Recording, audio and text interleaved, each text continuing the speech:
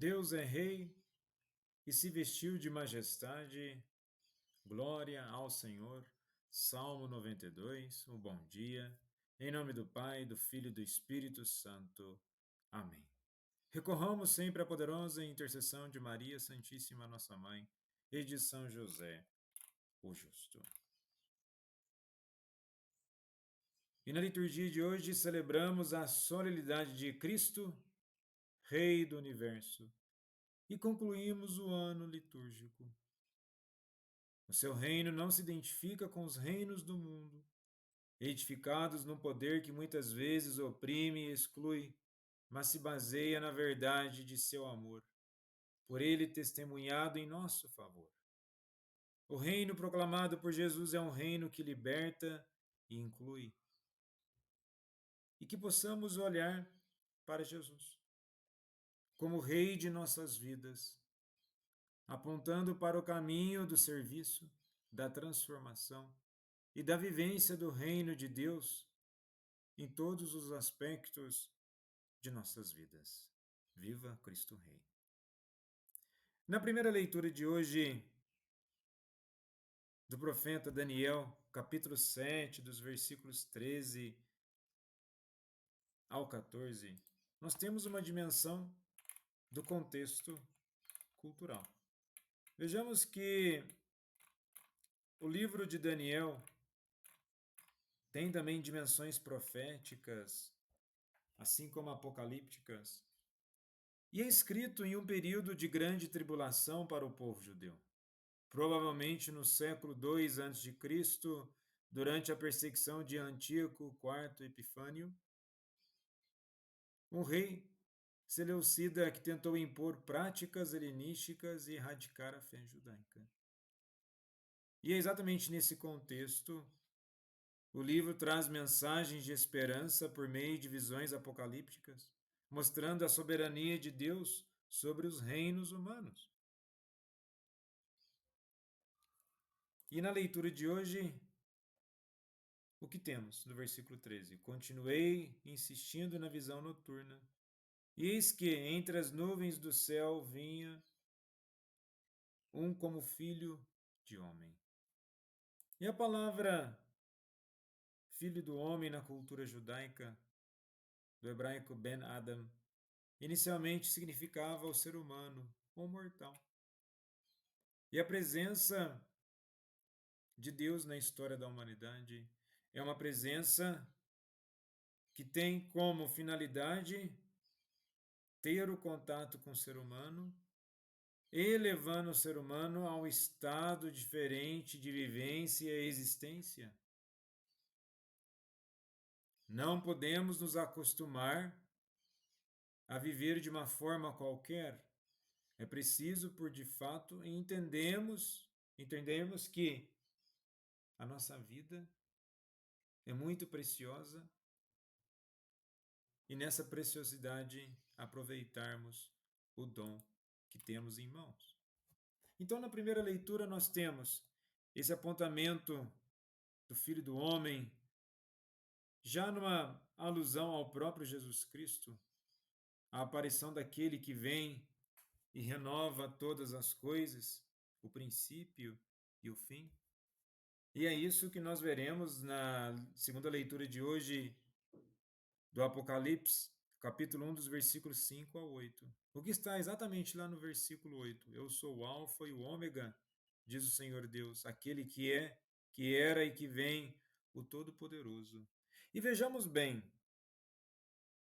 Todo-Poderoso, diferentemente dessa lógica do mundo, de achar que tem que se armar até os dentes, ter um grande arsenal de armas para destruir um outro país, destruir pessoas, ou achar que a pessoa tem um poder político, tudo isso é passageiro. Tudo isso é facilmente eliminado. O tempo por si próprio elimina todas essas coisas. Mas o todo poder de Deus não consiste em uma supremacia onde ele quer ficar dominando as pessoas ou dominando a história. E vejamos que no evangelho de hoje, em João capítulo 18, dos versículos 33 ao 37, traz essa dimensão do reinado de Jesus. Naquele tempo, Pilatos chamou Jesus e perguntou-lhe: Tu és o rei dos judeus? Jesus respondeu: Está dizendo isso por ti mesmo? Ou outros te disseram isso de mim? Pilatos falou: Por acaso sou judeu? O teu povo e o sumo sacerdote se entregaram a mim. Que fizeste?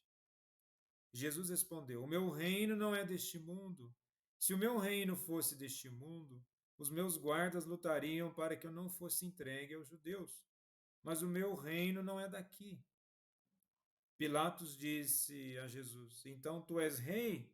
Jesus respondeu: Tu dizes, eu sou rei. Aquele que faz nova todas as coisas. Eis aquele que tem o poder de transformar todo o percurso da história. E Jesus, ao dizer, eu nasci e vim ao mundo para isso. Mas que figura de rei que nós podemos ainda ver em Jesus? Vejamos que após essa conversa com Pilatos, a situação de Jesus ela só se complica. Primeiro tiraram suas roupas, então eles pegaram longas tiras de couro com pelotas de aço ou chumbo na ponta e bateram nele nas costas até que ele mal conseguia ficar de pé. Então eles colocaram uma coroa de espinhos em sua testa e seu rosto estava sangrando. E eles riram dele e cuspiram nele. E eles zombaram dele. E com estalar de dedos, vejamos bem, Jesus poderia ter colocado fim de tudo aquilo.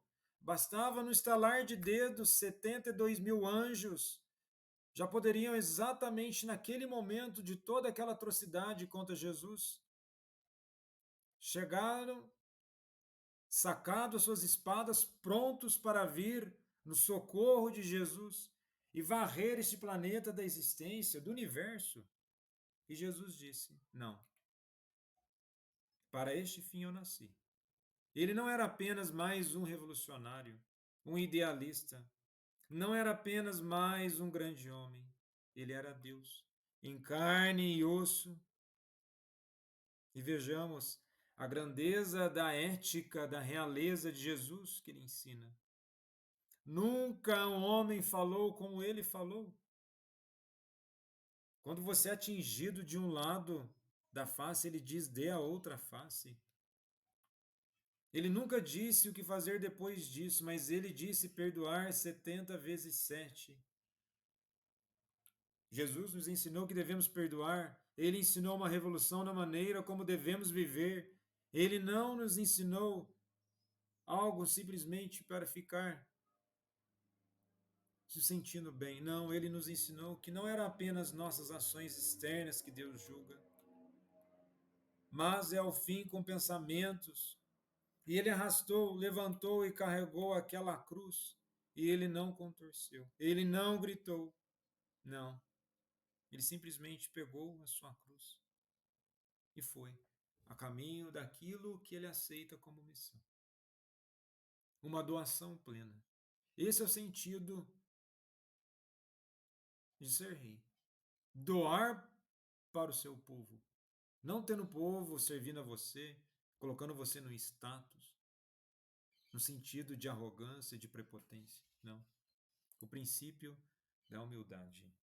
E é interessante que na encíclica do Papa Pio XI, quando em 1925 ele introduziu a solenidade de Cristo, ele conota que o reino de Cristo envolve a humanidade inteira. É algo para olharmos, refletirmos e mudarmos a nossa postura. Sim, é possível que a humanidade se converta? É possível, não estou dizendo que vai acontecer por de fato, mas para que verdadeiramente olhemos para o exemplo de grande servidão e possamos mudar a nossa consciência e o rumo de nossa história. Jesus, manso e humilde de coração, fazei o nosso coração semelhante ao vosso. Viva Cristo Rei!